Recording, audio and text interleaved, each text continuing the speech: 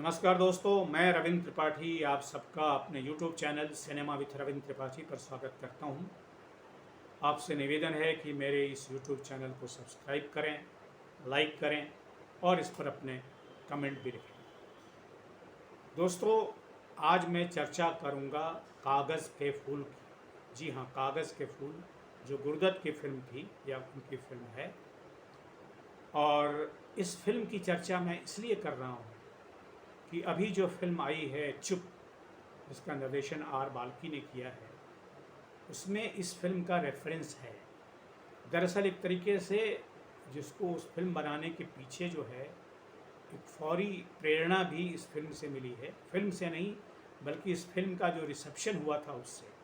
आप सब जानते होंगे, मैं कहानी बता चुका हूँ चुप फिल्म की, कि इसमें एक सीरियल किलर है जिसकी भूमिका दिलकर सलमान ने निभाई है।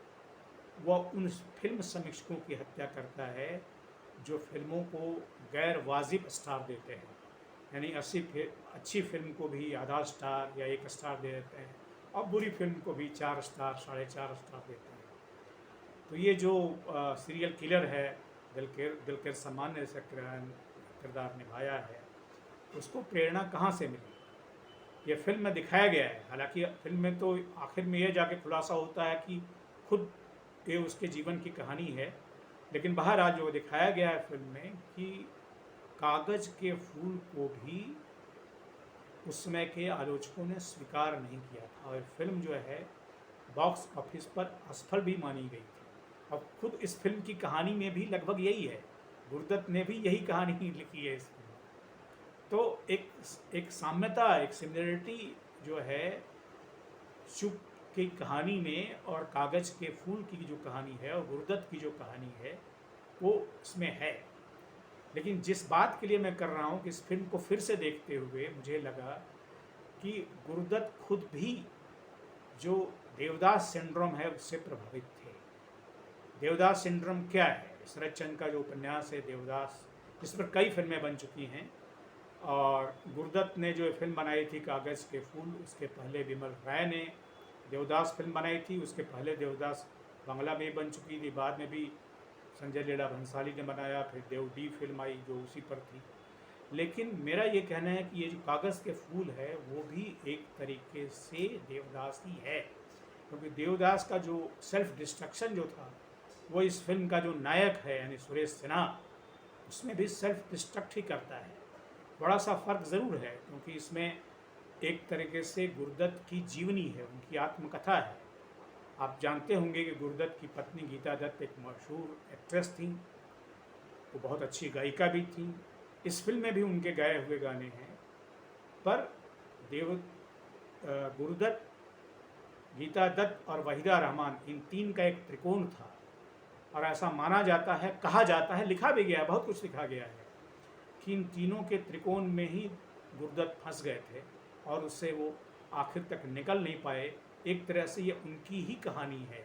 एक तरह से दूसरे तरीके का देवदास जो सेल्फ डिस्ट्रक्ट करता है अपने आप को, अपनी फिल्म में अपने आप को ही सेल्फ डिस्ट्रक्शन की कहानी कहता है, वही है ये फिल्म। वैसे ये फिल्म आपको ये भी मालूम होगा कि ये सिनेमा स्कोप में बनी थी, और सिनेमा स्कोप वो लेंस था जो उसमें नया नया आया था।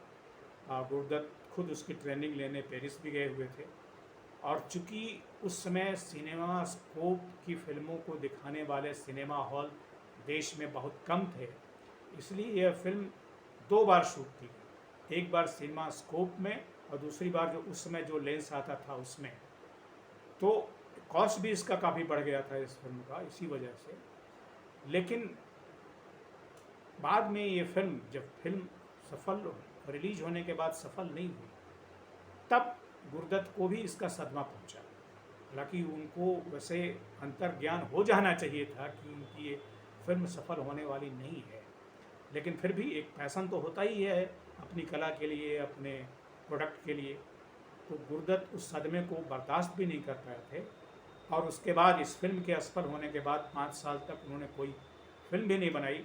उसके बाद तो उनका निधन हुआ या उनकी आत्महत्या हुई, आप जो भी कहिए, उसकी लंबी कहानी है, उस सब में जाने का फ़िलहाल औचित्य नहीं है।